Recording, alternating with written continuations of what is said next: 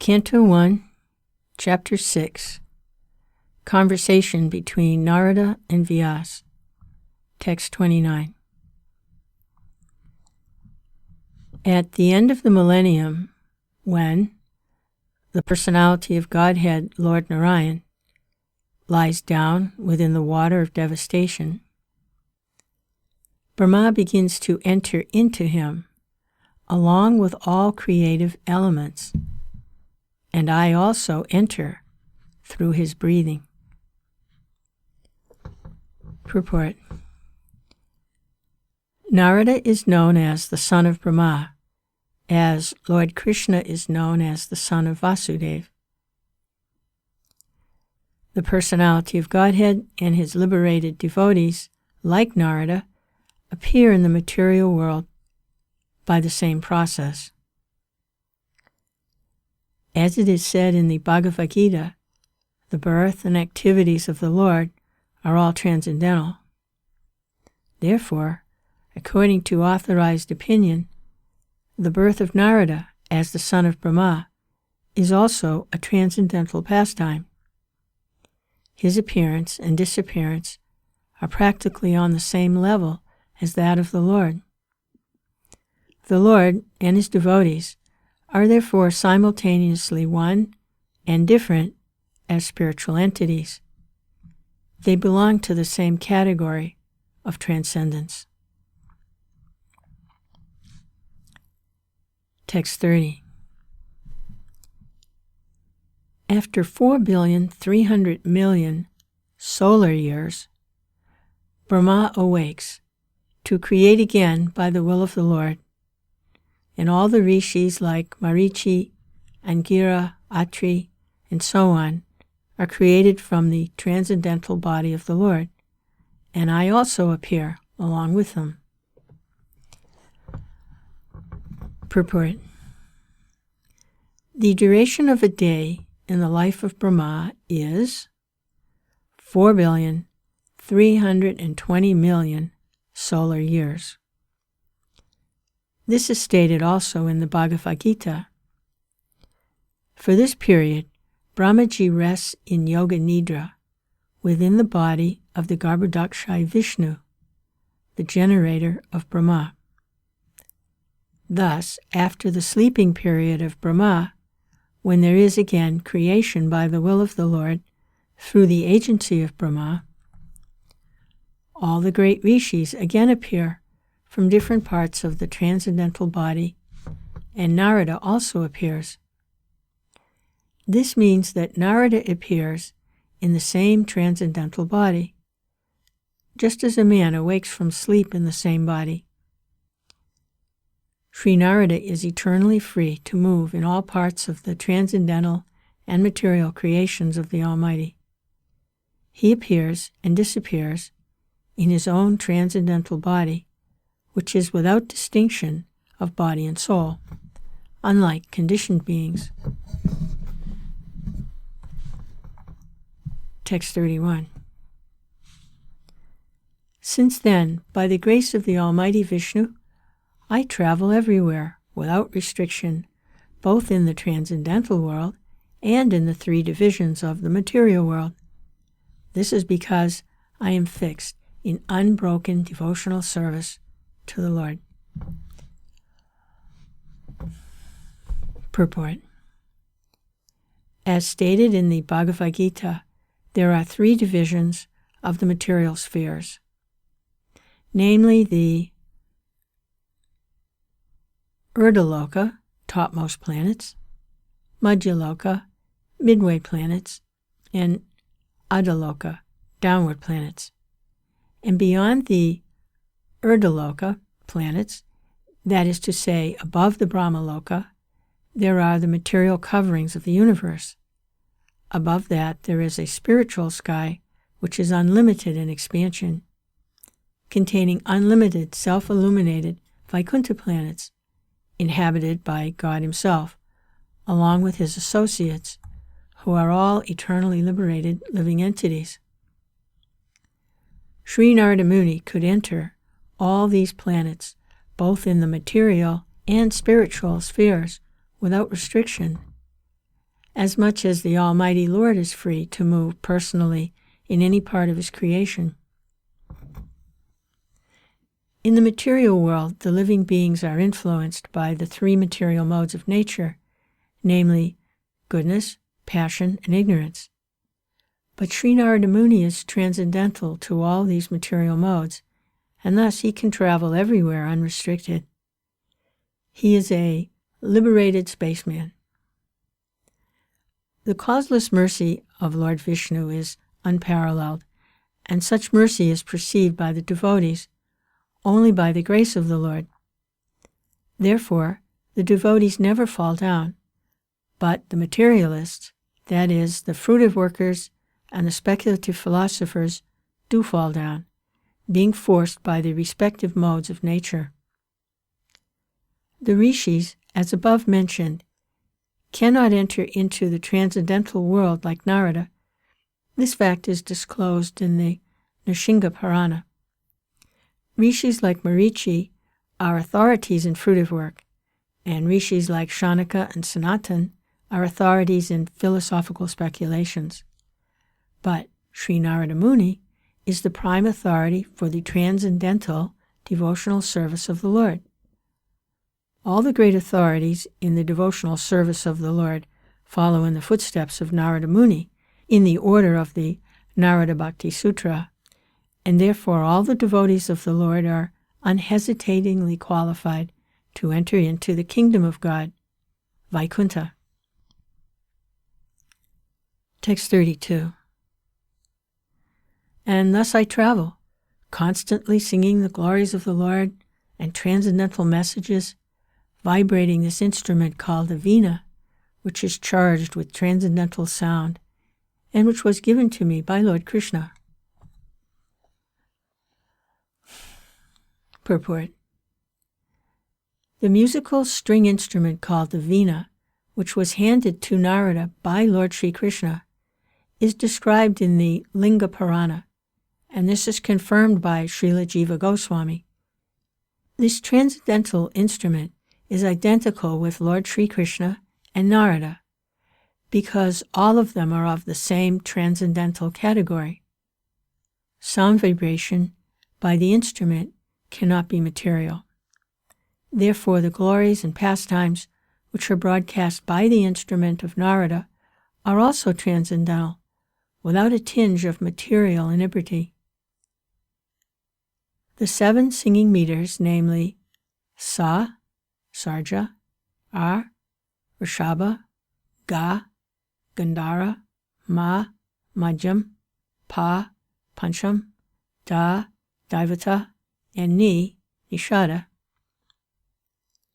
are also transcendental and specifically meant for transcendental songs. As a pure devotee of the Lord, Sri Narada Dev is always fulfilling his obligations to the Lord for his gift of the instrument, and thus he is always engaged in singing his transcendental glories and is therefore infallible in his exalted position. Following in the footsteps of Sri Narada Muni, a self-realized soul in the material world should also properly use the sound meters, namely Sa, Ri, Ga, Ma, etc., in the service of the Lord, by constantly singing the glories of the Lord, as confirmed in the Bhagavad Gita.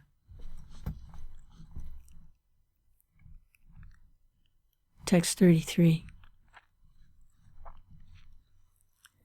The Supreme Lord Sri Krishna, whose glories and activities are pleasing to hear, at once appears in the seat of my heart, as if called for, as soon as I begin to chant his holy activities. Purport. The absolute personality of Godhead is not different from his transcendental name, form, pastimes, and the sound vibrations thereof. As soon as a pure devotee engages himself in the pure devotional service of hearing, chanting, and remembering the name, fame, and activities of the Lord, at once he becomes visible to the transcendental eyes of the pure devotee by reflecting himself on the mirror of the heart by spiritual television. Therefore, a pure devotee who is related with the Lord in loving transcendental service can experience the presence of the Lord at every moment. It is a natural psychology in every individual case that a person likes to hear and enjoy his personal glories enumerated by others. That is a natural instinct, and the Lord, being also an individual personality like others, is not an exception to this psychology, because psychological characteristics visible in the individual souls are but reflections of the same psychology in the Absolute Lord. The only difference is that the Lord is the greatest personality of all, and absolute in all his affairs. If, therefore, the Lord is attracted by the pure devotee's chanting of his glories, there is nothing astonishing. Since he is absolute, he can appear himself in the picture of his glorification, the two things being identical. Sri Narada chants the glorification of the Lord, not for his personal benefit, but because the glorifications are identical with the Lord. Narada Muni forces the presence of the Lord by this transcendental chanting.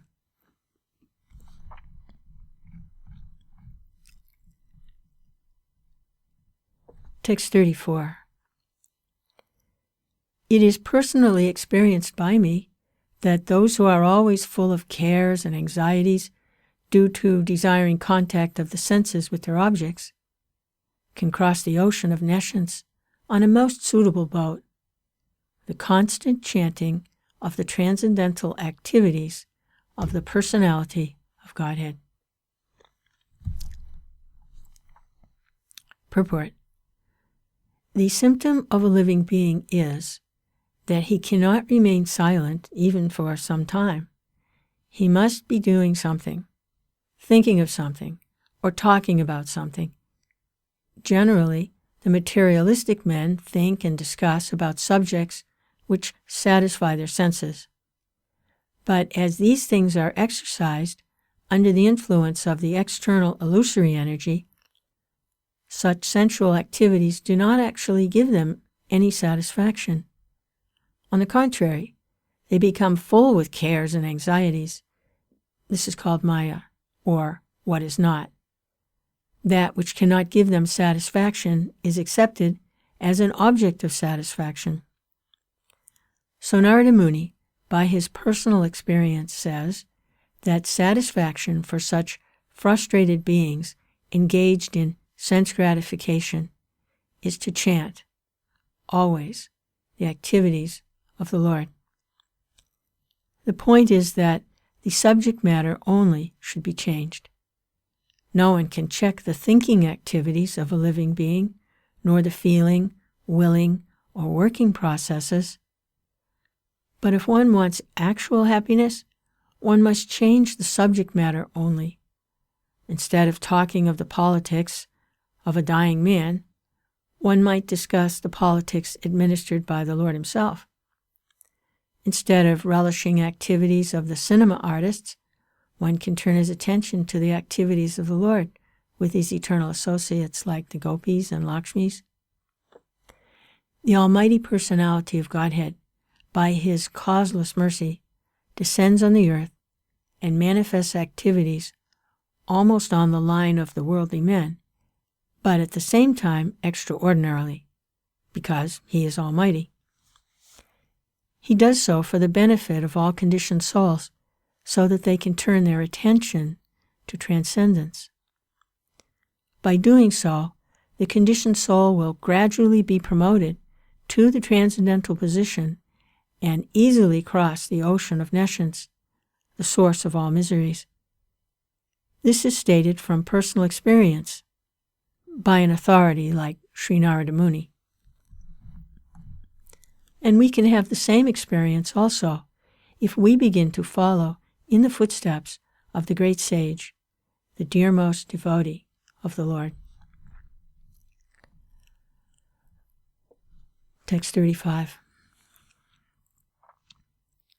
It is true that by practicing restraint of the senses by the yoga system, one can get relief from the disturbances of desire and lust, but this is not sufficient to give satisfaction to the soul, for this satisfaction is derived from devotional service to the personality of Godhead. Purport. Yoga aims at controlling the senses by practice of the mystic process of bodily exercise in sitting, thinking, feeling, willing, concentrating, meditating, and at last being merged into transcendence. One can control the senses. The senses are considered like venomous serpents, and the yoga system is just to control them. On the other hand, Narada Muni recommends another method for controlling the senses in the transcendental loving service of Mukunda, the personality of Godhead. By his experience, he says that devotional service of the Lord is more effective and practical than the system of artificially controlling the senses. In the service of the Lord, Mukunda, the senses are transcendentally engaged. Thus, there is no chance of their being engaged in sense satisfaction. The senses want some engagement. To check them artificially is no check at all, because as soon as there is some opportunity for enjoyment, the serpent-like senses will certainly take advantage of it. There are many such instances in history, just like Vishvamitra Muni, who fell a victim of the beauty of Menaka. But Thakur Haridas was allured at midnight by the well-dressed Maya, and still she could not induce that great devotee in her trap. The whole idea is that without devotional service of the Lord, neither the yoga system nor dry philosophical speculation can ever become successful. Pure devotional service of the Lord, without being tinged with fruitive work, mystic yoga, or speculative philosophy, is the foremost procedure to attain self-realization. Such pure devotional service is transcendental in nature, and the systems of yoga and jnana are subordinate to such a process. When the transcendental devotional service is mixed with the other subordinate process, it is no longer transcendental, but is called mixed devotional service. Srila Vyasadeva, the author of Srimad Bhagavatam, will gradually develop all these different systems of transcendental realization in the text. Text 36.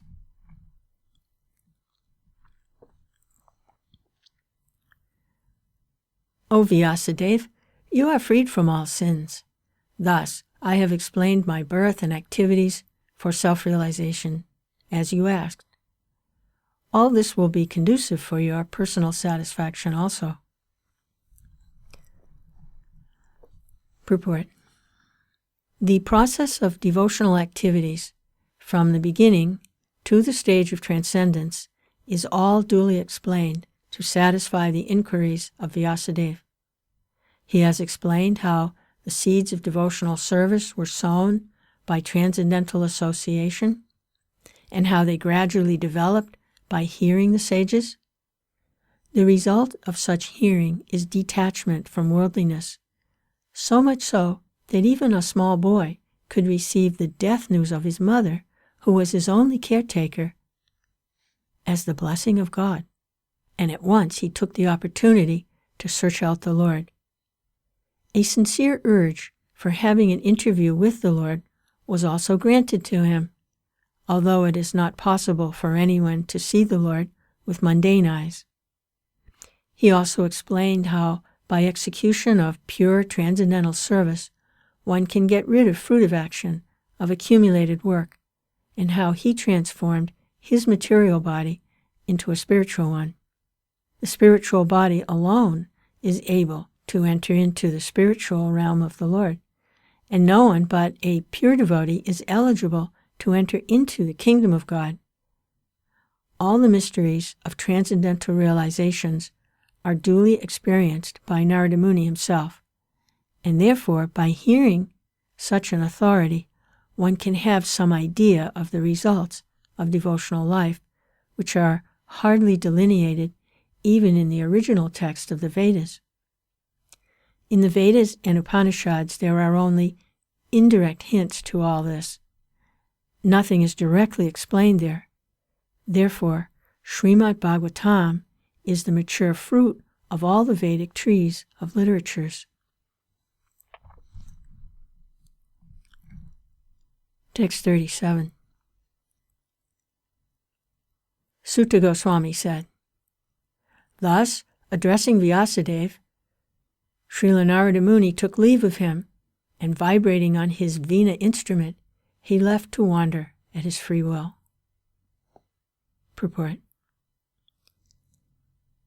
Every living being is anxious for full freedom because this is his transcendental nature, and this freedom is obtained only through the transcendental service of the Lord. Illusioned by the external energy, everyone thinks that he is free, but actually he is bound up by the laws of nature. A conditioned soul cannot freely move from one place to another, even on this earth, and what to speak of one planet to another. But a full-fledged free soul like Narada, always engaged in chanting the Lord's glories, is free to move, not only on earth, but also in any part of the universe, as well as in any part of the spiritual sky. We can just imagine the extent and unlimitedness of his freedom, which is as good as that of the Supreme Lord. There is no reason or obligation for his traveling, and no one can stop him from his free movement. Similarly, the transcendental system of devotional service is also free. It may or may not develop in a particular person even after undergoing all the detailed formulas. Similarly, the transcendental system of devotional service is also free. It may or may not develop in a particular person even after undergoing all the detailed formulas. Similarly, the association of the devotee is also free. One may be fortunate to have it, or one may not have it, even after thousands of endeavors. Therefore, in all spheres of devotional service, freedom is the main pivot. Without freedom, there is no execution of devotional service. The freedom surrendered to the Lord does not mean that the devotee becomes dependent in every respect. To surrender unto the Lord through the transparent medium of the spiritual master is to attain complete freedom of life. Text 38. All glories and success to Srila Narada Muni, because he glorifies the activities of the personality of Godhead, and so doing, he himself takes pleasure, and also enlivens all the distressed souls of the universe. Purport. Sri Narada Muni plays on his instrument to glorify the transcendental activities of the Lord and to give relief to all miserable living entities of the universe.